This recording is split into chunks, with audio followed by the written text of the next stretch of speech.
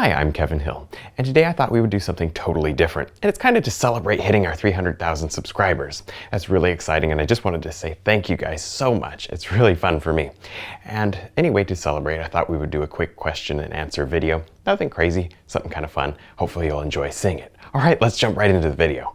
We're not going to do anything too crazy. I simply just have my phone here. I'll read off the questions that you guys gave me and I'll do my best to answer them. Unfortunately, I'm not going to be able to get to everybody. There was a ton of really good questions, but I'll do my best to hit as many as we can. All right, let's just start right here. I believe these are from Instagram. If you don't follow us on Instagram, we post on there quite a bit, so make sure to go ahead and do that. I am allergic to turpentine. What is a good alternative? So anyway, I use baby oil instead of turpentine, and I have for years. It works out really well. The thing about that is though, you'll end up with brushes that are kind of wet and you'll need to dry them out really, really good on some paper towels to make sure that they're not too wet the next time you paint. I don't, however, wash my brushes, and a lot of you guys know this already. I don't wash them during the painting. I either wipe them off really good on a paper towel or I just grab a new brush. It's just easier, and I like to have 2 or 3 going anyways because it'll save you paint. One for light, one for dark, one for blending, right? And that works for acrylics too, but not quite so much. It's mostly oils, right? Okay, the next one. Have you tried doing portraits? Not really, and maybe I will someday. I've certainly talked about it more than once. It would be kind of fun, wouldn't it? I don't know. If I ever do something, you guys will definitely be in on it with me though, that's for sure. You'll see it. All right, next question. Please tell us how you use different oil paint additives and why. All right, so the only thing that I use, actually grabbed it, is some Gambling Clear Gel. We sell this on the website. I can used up all of that one, right? Anyway, I mix that with white and I'll add that to the sky area only. And then I'll just go ahead and blend my colors into that. The reason I don't use it in the bottom of the painting or anywhere else that's not the sky is because it would make the paint more slippery than it needs to be. What I like to do instead is just grind really, really hard. I like to grind my darks in and then I can highlight, but I don't use this when I highlight. I only use that when I just do the sky, so it blends, because you do want those soft and fuzzy edges in the sky. So hopefully that helps. All right, what Kevin Hill products would you suggest to a person wanting to get started oil painting? Well, that's actually a good question because it's kind of, stuff gets expensive after a little while, so you kind of want to know what to get first, right? I would start with the Technique series DVDs. That's what I generally tell everybody when they ask me. I would get the Technique series because then you can learn how to, master a tree and then move on to the next thing, right? So that helps. I would also get probably a 1-inch brush because I'm guessing you're going to work on small stuff, not so much on the big stuff. I would get a fan brush, a filbert brush, and a 3/4 brush. Those would be my brushes I think I would grab. So hopefully that helps. And then of course your oil paint, I don't use that many colors. I seriously think you'll probably use them all. But if you wanted to, drop out one of the yellows, something like that, maybe drop out the green and mix your own green, you could do that. So just a couple of brushes and then definitely Technique series DVDs. Let's see, next question. Oh, this is nice. Not a question, I just want to thank you. Thank you. Do you use any landmarks as inspiration when you paint?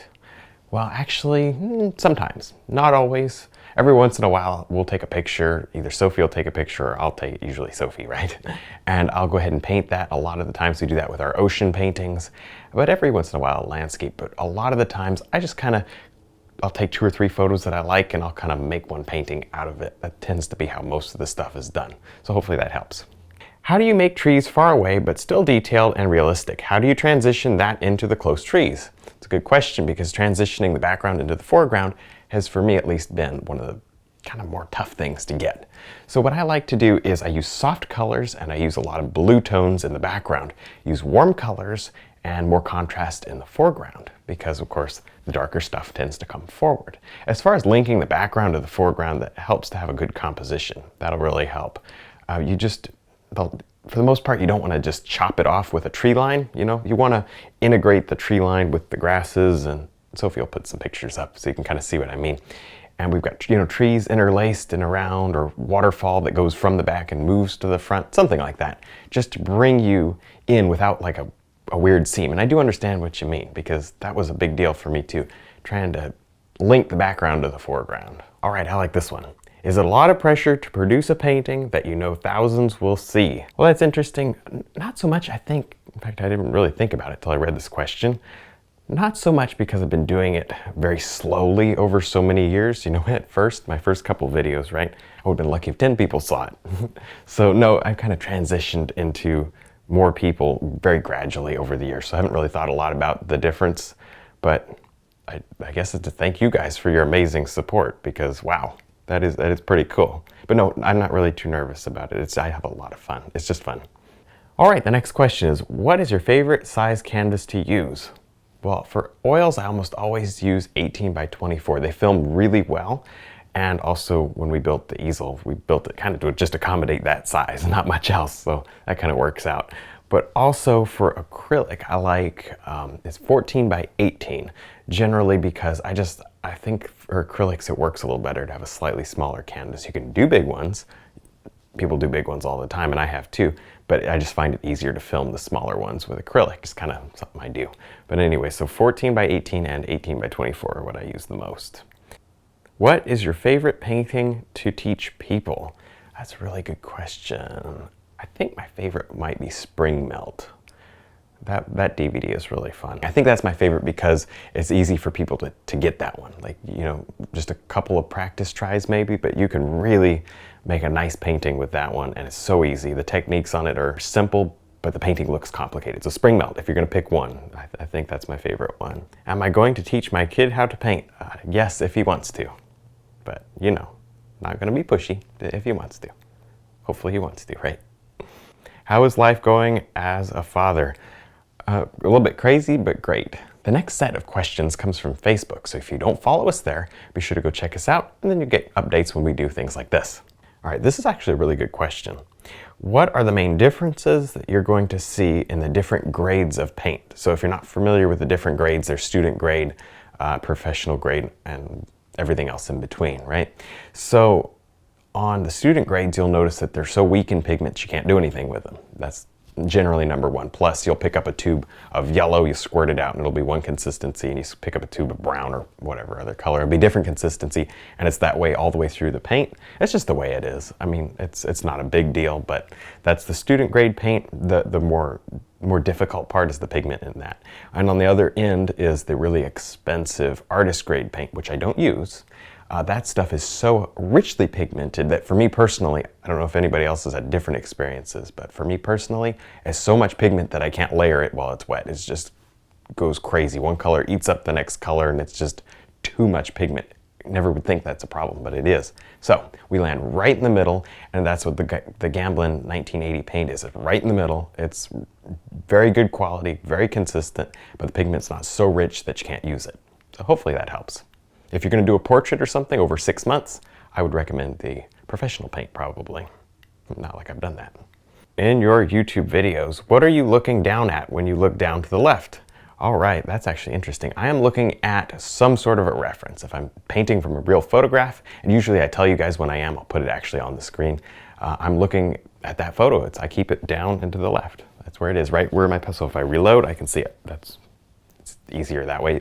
When I do other stuff, sometimes it's off and up to the right. Generally, YouTube is off to the left and down. So if it's not a photo, then it's some sort of a sketch or something for me to follow, because I can't just make it up as I go along. I never have been able to. In fact, I don't know a whole lot of artists that are really good at just making it up. Generally, you get into trouble when you try to make it up as you go along. Even if you sit down and you just draw something out of your imagination, that's fine. You can use that. But I'm saying once you get paint in your hand, you kind of forget everything. So have a plan, have a roadmap, and try to stick to it loosely. Is there any tips that you would give somebody looking to sell their paintings and artwork? Should we get our name out there first and then sell the paintings, or sell the paintings first? I'm all about selling the paintings first. So my vote is try to just get the paintings out as fast as you can, try to sell them as much as possible, and then slowly raise your price. So if you sell one for a good price, you just raise it a little bit, then a little bit, then a little bit, and then when you stop selling, lower the price a little bit, and then you should be okay. Anyway, that should help you a lot. And then as you sell paintings, you'll get your name out there. People will tell their friends. Be open to commission work. I'm serious. When it comes to selling paintings, commission work is good. You'll enjoy that. So hopefully that helps. I would vote getting the paintings out and then working on your name as you go. It can be happening at the same time, but that's my opinion. Also, don't be afraid of using stuff like Facebook and just as much online media as you can get, just to get your name out to your friends and they'll share it around, and that stuff works, it really does. So give that a try too. All right, the next one's on acrylics. I use acrylics and I use medium and I try to make them blend, but I still cannot get the paint to blend as well as the oils. Imagine that, me too. And is there any answer to that? Maybe certain type of medium or a certain ratio or a certain paint brand? All right, so here's my thought on acrylics. They're different. And the way that you can get them to blend really beautifully, although they won't be anything like oil, is using a dry brush blending technique. So you let the paint dry on the background first, completely, and then you can kind of just scrub over it with, actually rounded strokes are good. You can scrub over it with rounded strokes with a little tiny bit of paint in the brush.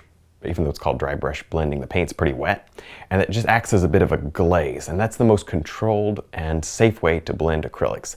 The other option is you just get in and do it as fast as you can, and that works out pretty well too, as long as you get there before it dries. So my personal method is dry brush blending as much as possible, and you can use the round brush for that. It's really good. All right, what easel do I recommend using? Would it be advisable to, oh, there's two questions here. Let me get the easel one first. I built this easel and it's sturdy. I've got it bolted to a 2x4 to the wall, so it's not going anywhere. I've also got sandbags on it. As far as tabletop easels, I like the 4-leg ones with the rubber feet. You can get them from a few different manufacturers. They all work pretty well. Try a sandbag on them. It makes a difference. You don't want your painting going across the room, and I've seen that happen a couple of times. So the second part of the question is, would it be advisable to put clear gel on and then wipe it off so that the underpainting would go on easier? That might work. And in fact, I know it would work. The underpainting would go on easier, but then the highlight might go on more difficult. So personally, I wouldn't do it. If you really, really want to try it, you can. I just think anything that thins down the underpainting is probably not the best idea for the highlighting phase, and it's all about the highlights. Nobody cares about the underpainting and the end of the painting, right? But I do understand that it takes a lot of effort to grind the darks in. It does. So give it a try and see if it works. All right, the last question here that we're going to do today is, this is a fun one because I've got something I don't think I've ever mentioned before. Have you found any mediums that would add an iridescence to your oil painting? This is fun. I almost never do it, but we should do it again soon. What you can do is you can go to your craft store and buy iridescent glitter. And you're looking for the glitter that you can't see with your eyes. You can only see it when it shines. So like you put it on your fingers and you wave your fingers and you can't see the glitter, but you can see it sparkle. That's what you want. And you can buy them at just about any craft store. So anyway, then you just take your wet painting, generally a winter scene, but you could do it on a waterfall. Oh, we should do it on a waterfall, that'd be fun. But you could just sprinkle it, like you put your painting on the floor and you stand up here and you sprinkle it. And it just kind of gives it that shine. You can't see it until you walk around the room, you know, and then it sparkles. It's really cool. People love it. Give it a try. It's not a medium, but it's a cool trick. All right, well, that's about all the time that we have for today. I hope you really enjoyed this as much as I did. I had a lot of fun. Don't forget to check out our website, all of our DVDs, and our oil and acrylic painting supplies. Thanks for watching. Anyways, so I like to add that with the, okay, we're gonna try that again. No, not so much. And plus, if something goes wrong, we just edit it out, right? The other size I like is for acrylics, that is 11, it's not 11 by 14, what are they? 14 by 18. The next set of questions comes so that we don't have mud, right? It's all about avoiding the mud.